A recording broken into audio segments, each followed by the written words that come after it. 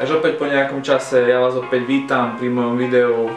Tentokrát to bude niečo o tréningu chrbta.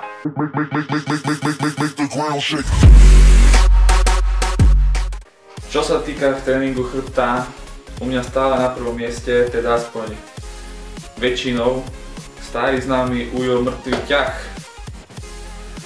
No a tu sa stretávame s otázkou, alebo teda s tvrdením, ja nemôžem robiť mŕtvý ťah, mne to doktor zakázal, ja nemôžem robiť mŕtvý ťah, mňa z neho bolia kríže, na druhý deň chrbát, všetko. Omyl. Z mŕtvého ťahu vás nikdy chrbát nebolí, pokiaľ ho robíte technicky správne. Teraz vám poviem, prečo je dobré robiť mŕtvý ťah.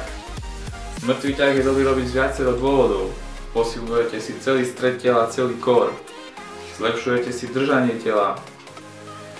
Spevňujete celý chrbát. Je to viacklbový cvik, takže precvičujete nielen svaly chrbta, ale celkovo celého tela. Taktiež je jeden zo základných cvikov na budovanie svalovej hmoty. Ak ste ho nikdy nerobili, odporúčam vám naučiť sa poriadne techniku. Začnite úplne s prázdnou činkou, kým nebudete mať techniku naozaj na 100%, nič si tam neprikladajte. Zbytočne sa nepreceňujte, neprikladajte viac, než ste schopní zvládnuť. To je ďalšie pravidlo. Preto vás potom môže boleť chrbát, ak to robíte nesprávne, s príliš veľkou záťažou. Ďalšia vec.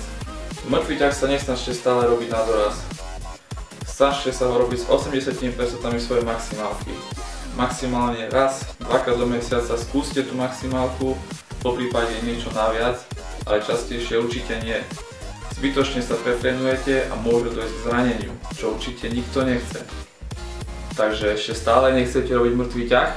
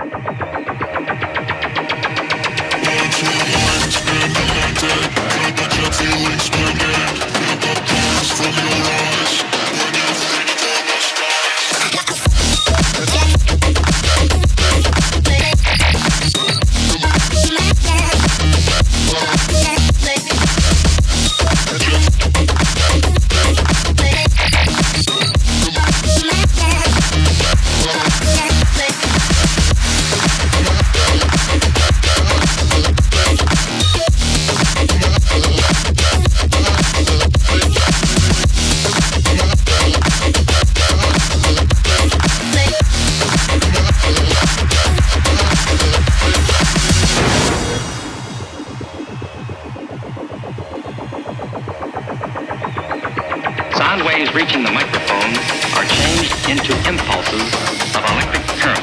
No need to worry about your Ďalší výborný cvik, sťahovanie kladky zhora. Veľmi dobrá varianta aj pre tých, ktorí sa nedokážu zdvihnúť na hrazde. Na tomto sa dá vybudovať sila, aby ste to nakoniec zvládli. Opäť sa to snažte robiť technicky správne, nezakláňať sa príliš, zafixovať chrbát a takisto zbytočne si nenakladať.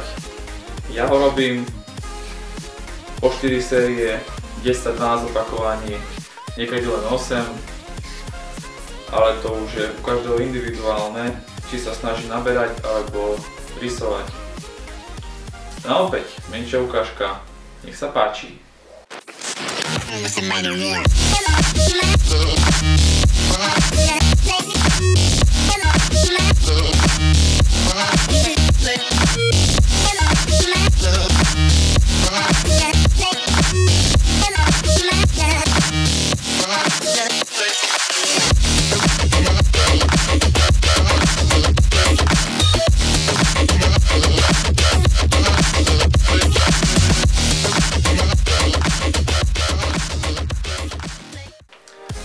No a ako chcem mať poriadne pevné spriamovače, poriadny chrbatisko ako nejaký veslár, tak tu máme sťahovanie kladky zo spodu alebo aj veslovanie. Podobný princíp ako sťahovanie kladky z hora, lenže tu na to robíte zo spodu. A takisto zafixovaný chrbát, ja používam pri tomto cviku aj opasok a poriadne cítime.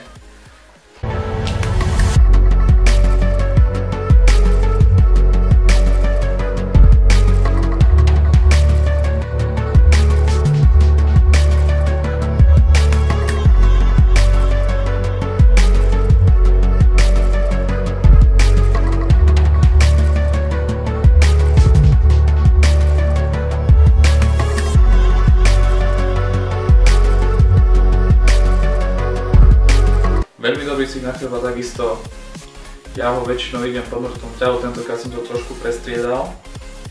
Išiel som ho až na koniec, to je príťah zo spodu s veľkou činkou.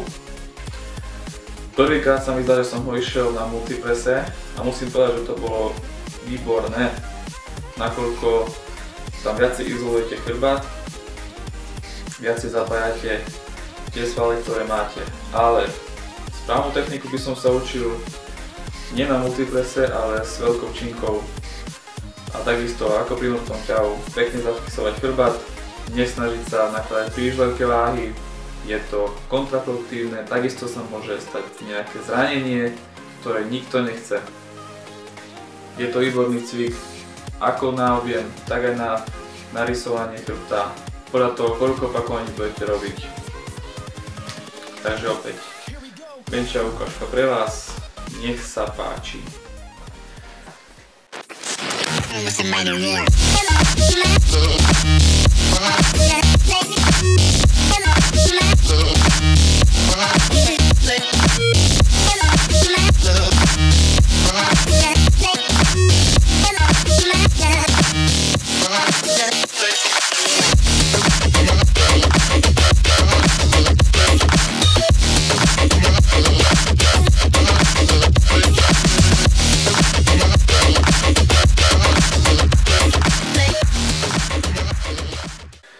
Je ešte mnoho skvelých cvikov na chrbát, ktoré som vám tentokrát ešte neukázal a ktoré sú veľmi dobré. Tieto boli také viac menej základné, takže môžete sa nechať inšpirovať, veľa ľudí ich pozná, veľa ľudí ich cvičí. Hlavne pri tom mŕtvom ťahu bacha, tam sa zbytočne nepreceňovať, robiť to naozaj správne, lebo je to cvik, ktorý je veľmi dobrý. Ako je byť veľmi dobrý, tak si viete tam privodiť nejaké zranenie, ktoré bude mať dlhšie následky a vyradí vás z tréningu, čo nie je v žiadnom prípade dobré. Ak sa vám toto video páčilo, kliknite na odber a podporte ho. Opäť sa s vami lúčim a opäť o niekoľko dní športu zdar! Make the ground shake.